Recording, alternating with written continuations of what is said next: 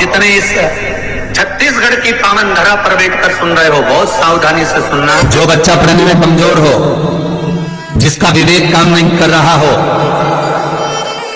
जो बच्चे की बुद्धि विद्या अध्ययन में नहीं रमती हो, लगती ही नहीं हो, महाराज तांबे के कलश में जल लीजिए, उस जल में अक्षत के 7 दाने डाल लीजिए। तांबे के कलश में जल हो,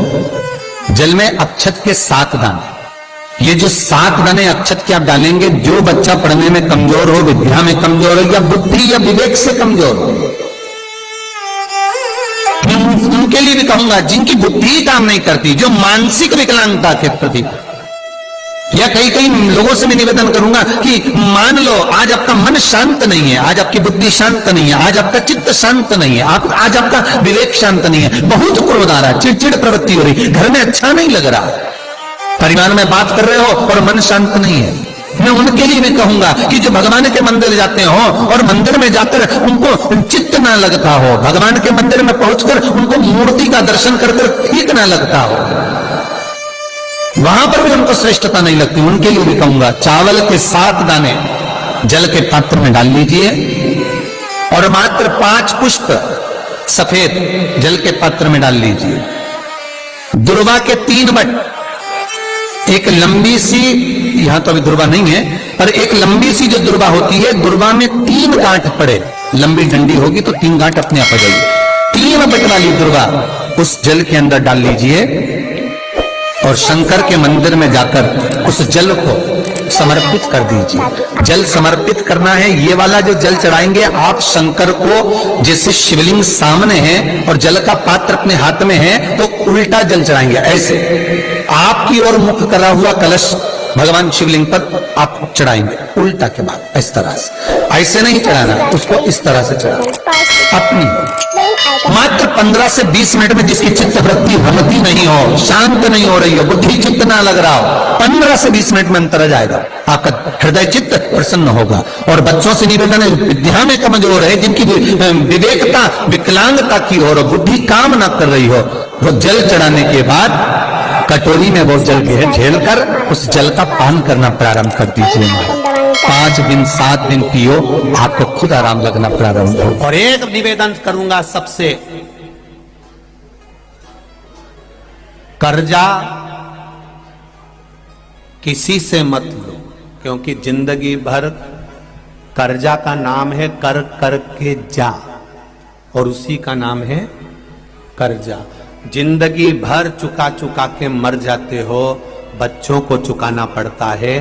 एक बार अगर कर्जा लेने की जरूरत पड़े तो मेरे महादेव के चरणों में जाकर 7 दिन लगातार घी का दिया लगाकर बेलपत्र समर्पित कर कर जल चढ़ाना, रोज एक बेलपत्री उठाकर घर में लेकर आना और उससे कहना कि तू कृपा करना कि मुझे कहीं कर्जा लेने की जरूरत नहीं पड़े और मेरा काम निकल जाए पूरा। तू यदि राहु है, केतु है, शनि है, मंगल है, बुध है, शुक्र है, शनि है, आपको कोई भी ग्रह परेशान कर रहा है, आपके जीवन में कोई ग्रह अगर अनिष्टकारी है, आपके जीवन में अगर कोई ग्रह अनिष्टता प्रदान कर रहा है, तो निवेदन है शंकर के मंदिर में जो कलश लेकर आप जाएं, जल लेकर जाएं, उस कलश में मात्र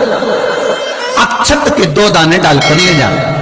मात्र 2 अक्षत के दाने। भगवान शंकर से निवेदन करने के लिए, हमारी ग्रह दशा सुधारने के लिए जल के पात्र में 2 अक्षत के दाने, अक्षत भी पूर्ण अक्षत, पूर्ण अक्षत, खंडित नहीं, पूर्ण अक्षत भगवान शंकर को समर्पित कर। और बाबा भोलेनाथ को जब हम जल समर्पित करें तो राहु, केतु, मंगल, शनि, शुक्र, बृहस्पति, जितने ग्रह हैं सब अनुकूल हो जाते हैं महाराज, सब अनुकूल। टोनी ने फेसबुक पे कहा कि काजू उसे सोने नहीं देता था। किसी ने कहा काजू को खूब भगाओ, सो जाएगा। चलिए काम तो कर गया। दिल खोल के तो देखो, दुनिया तुम्हारे साथ है। फेसबुक।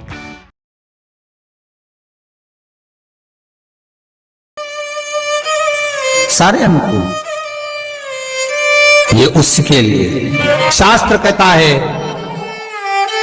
जिसको रोग सताए तो एक कलश जल में थोड़ा सा शहद, हथेली में शहद लेकर ओम लिखकर कुंदकेश्वर भगवान का नाम लेकर किसी भी शंकर के मंदिर में जल समर्पित कर दे। थोड़ा सा जल किसी बेलपत्र के नीचे चढ़ा दे, उस जल को नैनों से लगाकर घर लेकर आए। थोड़ा सा घर में लाकर घर के दरवाजे पर उसको जल से बिंदी लगा दे या त्रिपुंड बना दे, उस घर से रोग बीमारी दूर हो जाती है साहब, कुंदकेश्वर का नाम लेकर। और पूरी तैयारी एकदम कर्म प्रधान। उनसे निवेदन है, महीने में एक बार बालू रेत मिट्टी का शिवलिंग बनाओ, उसको जल चढ़ाओ, घी का दिया लगाओ, पूजन करो, शहद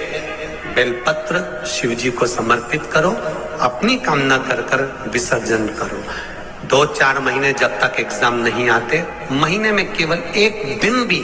अगर आप मेरे देव अधिदेव महादेव को दे रहे हैं, उतने में ही मेरा बाबा कृपा कर देगा। ये करो कंपटीशन एग्जाम की तैयारी। और जिन जिन ने नौकरी की तैयारी करी है, भले प्राइवेट की कर रहे हो चाहे सरकारी की कर रहे हो, मेरा बच्चों से, बेटों से, बेटियों से निवेदन है, खूब पढ़ो, दिल से खूब अच्छा नंबर लाओ, खूब मेहनत करो। और साथ में शिव महापुराण को विश्वास मानकर भगवान शंकर का अनुमोदन कर कर, विनती कर कर, फिर कंपटीशन एग्जाम में या कहीं इंटरव्यू देने जा रहे हो, वहां भी शिव का श्री शिवाय नमस्तुभ्यम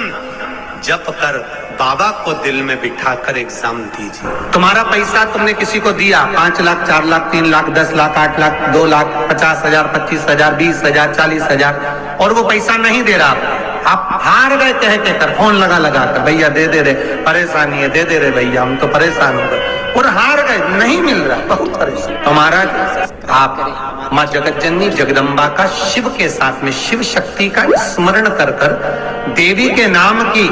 9 आहुतियां सूखे बीले की, मतलब बीला जो सूख चुका है, फल जो सूख चुका है, उसकी 9 आहुतियां अग्नि में शंकर और सती के नाम से, शंकर और शिव के नाम से समर्पित करें। और आखिरी आहुति जो समर्पित करें, उसमें थोड़ा सा भाग तिल का, और तिल भी काली नहीं चढ़ती उसमें, श्वेत तिल का भाग उसके साथ लगाकर समर्पित करें। और जिससे धन लेना है उसका नाम लेकर वो समर्पित करें महाराज, उसको सुध आएगी और वो पैसा किसी भी हाल में आपके हाथ में थमाकर जाएगा ही। एक बात का ध्यान दीजिएगा, गणेश मुखी जो शंख होता है, जो बच्चा तोतरा बोलता है, जिसकी वाणी नहीं होती, श्रवण शक्ति किसी बुजुर्ग व्यक्ति की हो, जवान व्यक्ति की हो, या कोई अधेड़ जिसकी श्रवण शक्ति कम होती चली जा रही, जिसके